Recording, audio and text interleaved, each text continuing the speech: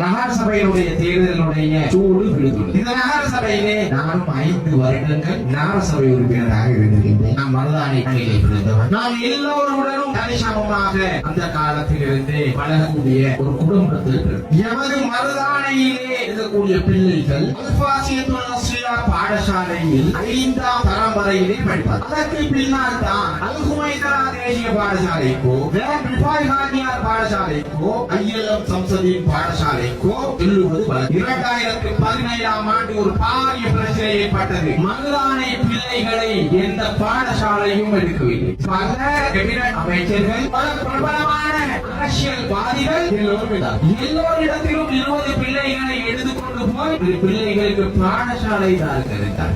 மருதானை பிள்ளைகளுக்கு அல்ஹசனியா பாடசாலை கிடைப்பாச 20 பிள்ளைகளுக்கு முடியும் துண்டு குலுக்கி தெரிவான பிள்ளைகள் 20 பிள்ளைகள் அல்ஹசனியா பாடசாலைக்கு. மருதானையிலிருந்து கிட்டத்தட்ட 6-7 கிலோமீட்டர் ஒட்டியாத இந்த பிரச்சனை சாதாரணமாக 3 வீத வாக்குகளுடன் இந்த பாராளுமன்றத்தில் இருக்கக்கூடிய எங்களிடத்தில் சொன்னார். நாம் இது சம்பந்தமாக கட்டுமையாக முயற்சி செய்தோம். 20 பிள்ளைகளையும் எடுத்து சென்று நானும் டாக்டர் வைத்திய கலித ஜெயதிஷ் அவர்களும் முயற்சிகள் செய்து 20 பிள்ளைகளையும் 2017 ஜனவரி 28ஆம் தேதி ரிஃபாய் ஹாஜியார் பாடசாலையிலே போய் சேர்க்கும். இந்த வருடம் இந்த 2025ஆம் ஆண்டு அந்த பிள்ளைகள் உயர்தரம் எழுதுகிறார்கள். கலித ஜெயதிஷ் முக்கியமான விடயத்தை அருள் சகோதரியா மகே முகத்த பெண் உடையவர் மகே முகத்த பெண் அப்துவா கலித ஜெயதிஷ் சகோதரியா අපිට ගොඩක් තමයි අපේ අල්ෆාසියතුල් නස්රියා එක තමයි ලංකාවෙම පළවෙනි මුස්ලිම් අන්තර්පාස. ඒකේ ප්‍රයිමරි එකක් තියෙනවා සහෝදරයා ගොඩක්. ඒ කාලේ වගේමකට හදලා තිබේක. ඒක පුළුවන් නම් සහෝදරයා ප්‍රාසභාවේ යෝජනාවක් සම්මත කරලා ඒක පිරිමි පාසලක් බවට පත් කරලා දෙන්න පුළුවන් නම් අපේ දරුවන්ගේ අධ්‍යාපනයේට කාර්යයක්. ඔගේ සහෝදරයා மாரியன் ஸ்கூல் இஸ்ரா மட்ட கீழே கியப்பு கதா பாடசாலைக்கு பிரேரணையை சமைத்து நந்தன பத்மகுமார இப்பொழுது பாராளுமன்ற உறுப்பினர் அன்றைய பலாசபா உறுப்பினர் சமர்ப்பித்தேன். மேல்மாகாண சபையிலே அந்த பிரேரணை நிறைவேற்றப்பட்டது. அல்லாஹ்வுடைய கிருபையினால் ஆண்கள் பாடசாலையாக மாற்றப்பட்டது. இந்த தடவை 34 பிள்ளைகள் சாதாரண தரம் எழுதினார்கள். ஆண் பிள்ளைகள் 23 பிள்ளைகள் உயர்தரத்திற்கு தெரிவு செய்யப்பட்ட பிள்ளைகளாக உருவாக்கப்பட்டிருக்கிறார்கள்.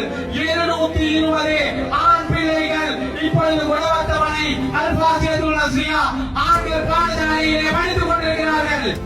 பாராளுமன்ற உறுப்பினருக்கு இலகுவாக செய்வதற்கு கடினமான ஒரு விடயத்தை நகர சபையிலும் இல்லாத காலத்திலே செய்திருக்கிறேன். அல்லாஹ்வுடைய கிருபையினால் 5 வருடங்கள் இந்த சபையையும் இந்த நகர சபை வட்டாரத்தையும் தெளிவாக தெரிந்திருக்கின்றேன். 32,000 வாக்குகள் 16 கோடியை தாண்டின ஒரு வரவை எடுக்கக்கூடிய ஒரு சபையாக மாற்றிக்கொள்ள முடியும். பாராளுமே இல்லாத ஒரு பிரதேசமாக மாறி நிர்வாகம் சரியாக நடைபெறவில்லை. திட்டங்கள் வகுக்கப்படவில்லை. பிழையான அரசியல் கொள்கை, பிழையான சிந்தனை, குடும்பங்களுக்கு இடையிலே ஆளுக்கால் வந்த பிரச்சனை நகர சபையிலே கொண்டு போய் வைத்தார். இந்த சபையை அழகாக செய்யலாம். இதை செய்ய முடியும் நேர்மையானவர்களுக்கு மாற்று. அல்லாஹ்வுடைய கிருபையினால் இந்த சீனங்கோட்டை வட்டாரத்தை ஒரு வாக்காளர் வென்று தாருங்கள்.